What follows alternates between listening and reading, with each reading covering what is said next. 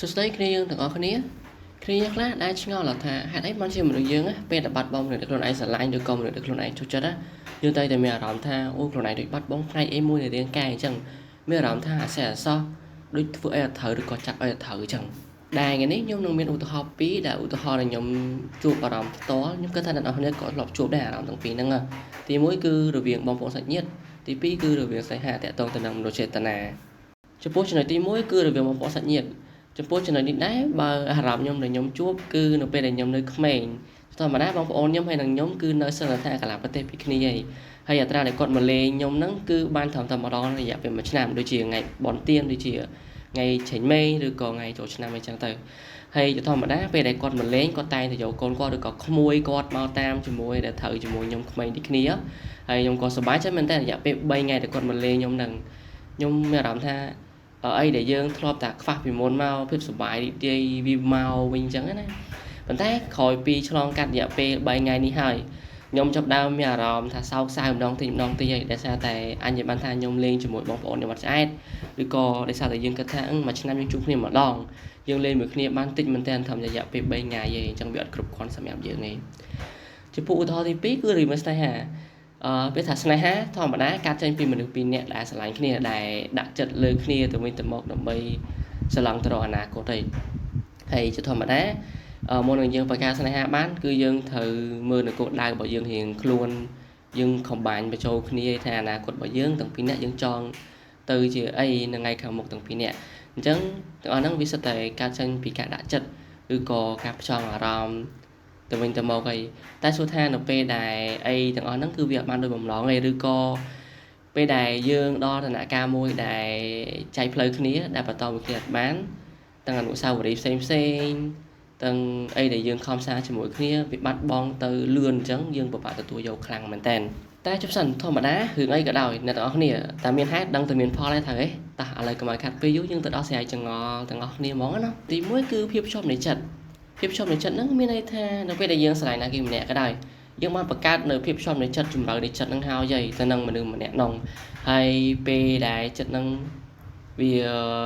ពុះកជ្រោខ្លាំងទៅ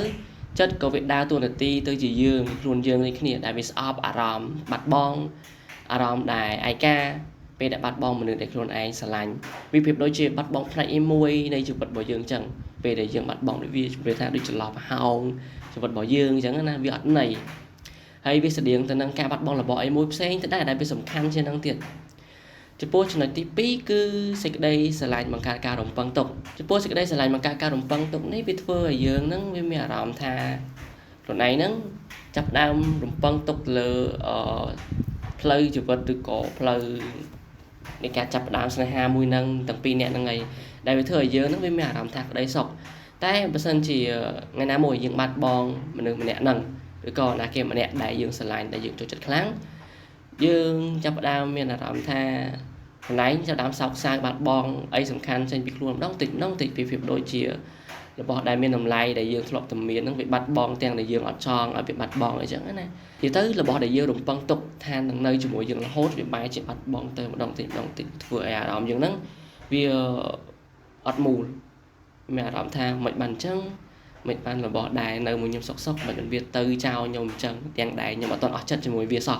ចំពោះចំណុចទី3គឺស្នាមនឹងការចងចាំល្អដែលមិនអាចបំភ្លេចបានយើងមិនអាចទប់ស្កាត់នៅការចងចាំល្អបានទេធម្មតាចេះរបៀបថា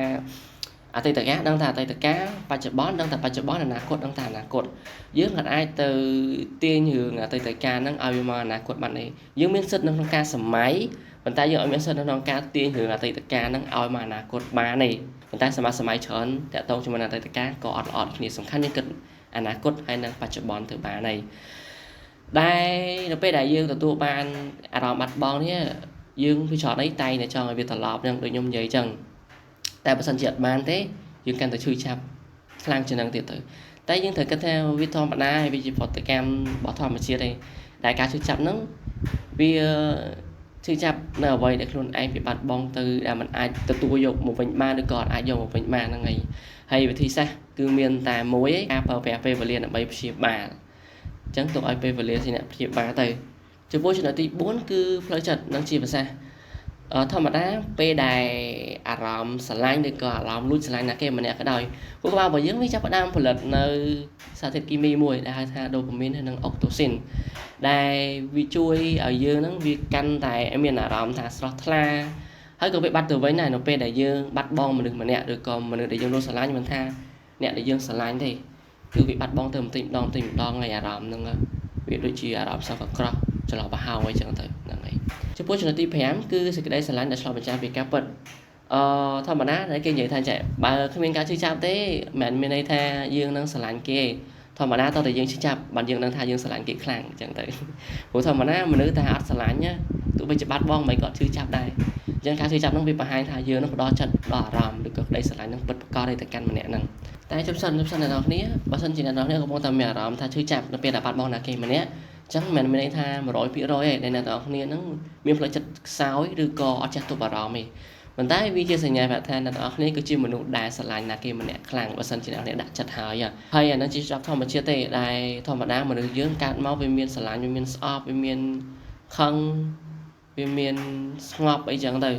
អញ្ចឹងសួរថាឲ្យយើង 100% perfect អត់វាអត់ perfect ទេអូខេអញ្ចឹងអរគុណខ្លាំងមែនតើសម្រាប់ការទស្សនាវីដេអូថ្ងៃនេះខ្ញុំសង្ឃឹមថាយើងនឹងជួបគ្នានៅវីដេអូក្រោយបន្ថែមទៀតអូខេអរគុណច្រើន